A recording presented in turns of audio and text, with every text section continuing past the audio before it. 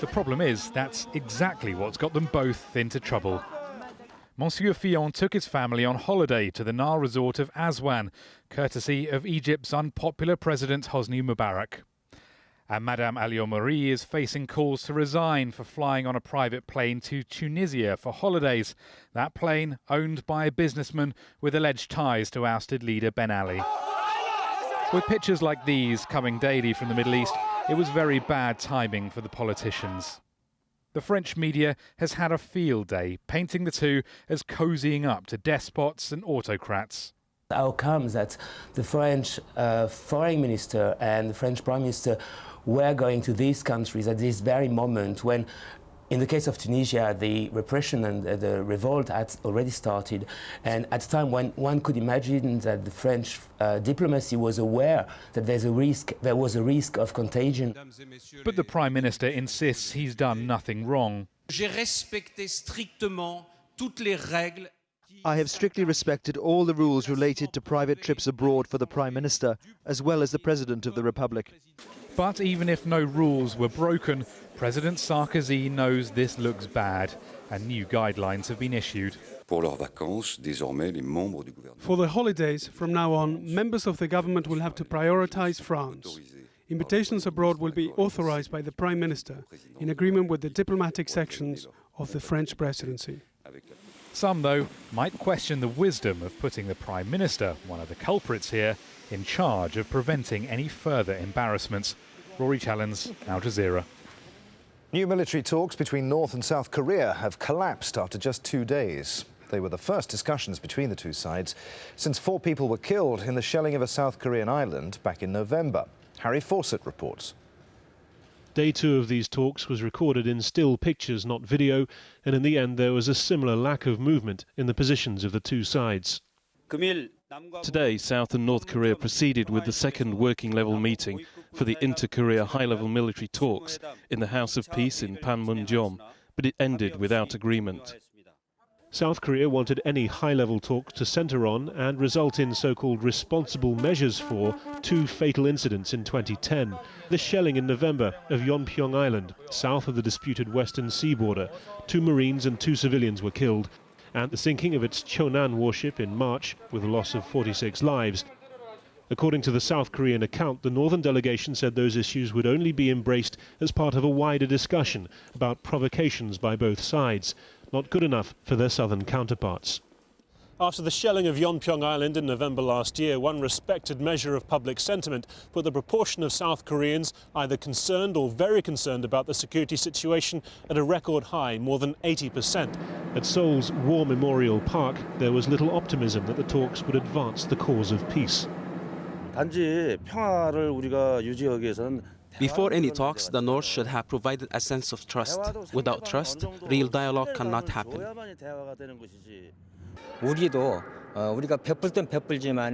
We have to provide aid to the North when we have to, but now it is time to stick to principle. North Korea should make an apology. One Conservative member of the Parliament's National Defence Committee says any further talks will founder on the same issue.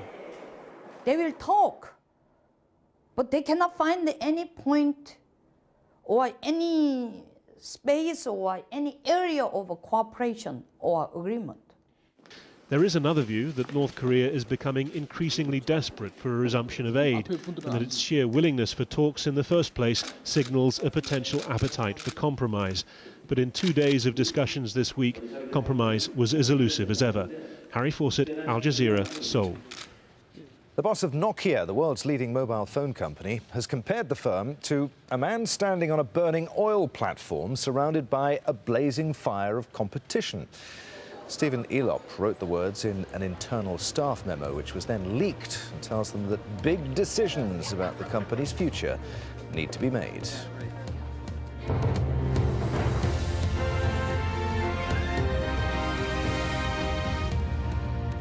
Hello, live from Doha. This is Al Jazeera, and here are the stories making headlines this hour. Anti-government protests are continuing in Egypt, with workers now going on strike. They're unhappy at pay and conditions. A group of so-called wise men is currently negotiating about a transfer of power within the government to try to solve the deadlock. But within the past few minutes, the White House in Washington has criticized Vice President Omar Suleiman's plans for the country. The process for his transition does not appear to be in line with the people of Egypt. And I think we believe that more has to be done, and I think more importantly, the people of Egypt think more have to be done. I think that's why you continue to see the size of those gathered to express their concerns about their lack of recognition in freedom and opportunity, why those ranks continue to grow. Elsewhere in the Middle East, the King of Jordan has sworn in a new government. Maruf Bakit, an ex-army general, becomes prime minister. He's been tasked with carrying out political reforms. King Abdullah shook up his cabinet last week after protests inspired by the demonstrations in Egypt and Tunisia called for change in Jordan. Italian prosecutors have called for Prime Minister Silvio Berlusconi to go on trial now for abuse of power and child prostitution. He denies allegations of paying for sex with a number of young women, including a 17-year-old Moroccan dancer. Military talks between South and North Korea have collapsed. South Korea's defense ministry says that the North walked out of the negotiations. They were the first between the two sides since the shelling of a South Korean island in November. Russia's President Dmitry Medvedev has ordered additional weapons to be deployed to islands disputed with Japan. Soviet troops occupied the Kuril Islands off Japan's northern coast at the end of the Second World War. The boss of Nokia has compared the firm to a man standing on a burning oil platform surrounded by a blazing fire of competition. Stephen Elop wrote the words in an internal staff memo, which was then leaked, and tells them that big decisions need to be made. 3 years ago, Nokia had a 40% market share of mobile phones, but it's been sliding since and faces stiff competition. Those are the headlines. Now here's Riz Khan.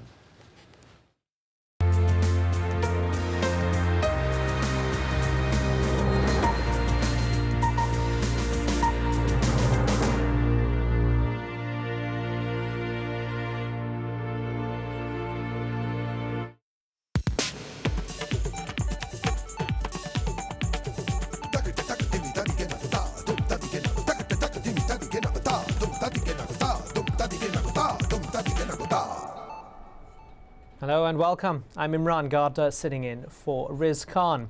Well, Haiti's deepening political crisis pushed the fragile nation further into disarray. As the country prepares for a presidential runoff vote in March, thousands are protesting against a 3-month extension to outgoing President René Préval's term. Complicating matters is the possible return of a controversial former leader. This week, Haiti issued a diplomatic passport for ex-president Jean-Bertrand Aristide. He has been in exile after being forced from power in a violent 2004 rebellion. His arrival would represent a second twist to Haiti's ongoing political drama. Ousted dictator Jean-Claude Duvalier touched down in Haiti 3 weeks ago, saying he was seeking reconciliation. Well, today we ask, how will the latest developments affect Haiti's troubled democratic process? Remember, you can call in with your comments and questions. You can also send us an email or SMS on the show. Well, joining us to discuss these issues are Harry Fouché, the former Consul General of Haiti in New York. Fouché is currently chairman of the Consortium for Haitian Empowerment, and he joins us from Chicago. And joining me here in the studio is Mark Weisbrot. He's co-director of the Center for Economic and Policy Research, an economic think tank based here in Washington, D.C. Thanks a lot for joining us, both you gentlemen. And earlier I also spoke to OAS Secretary General Jose Miguel Insulza, and we'll be listening to some of what he had to say to me a little bit later on. First of all, Mark, do you think that this upcoming runoff vote is pointless? Well, I don't see how you're going to get a legitimate result out of this. First of all, 3/4 of the electorate didn't vote in the first round of the election. And that's partly because the most popular political party was arbitrarily excluded. It's as if you were to exclude the Democrats in the United States.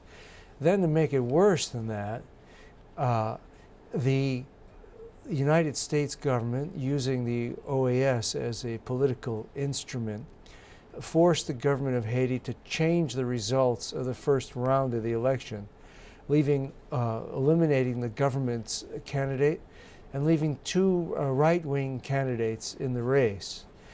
Candidates who combined got about 11% of the registered voters to vote for them. So given all this, I think it's very hard to see how you get a legitimate government out of Would this. the United States really threaten sanctions and the withdrawing of aid in order for Haiti to instate its preferred candidate? Well, they did. I mean, Susan Rice made remarks in front of the United Nations, which all of the newspapers, including the Miami Herald and New York Times, everyone interpreted, Associated Press, as a threat.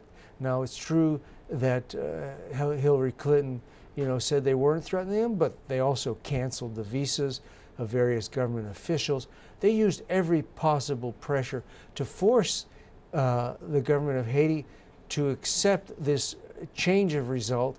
A very unprecedented thing, by the way, to change the result for any electoral authority, much less a force outside the country, to actually change the result of an election without a recount. And it's not even clear that they have a legal decision, because now it turns out that 4 out of the 8 members of Haiti's Provisional Electoral Council did not, in fact, sign off on accepting this.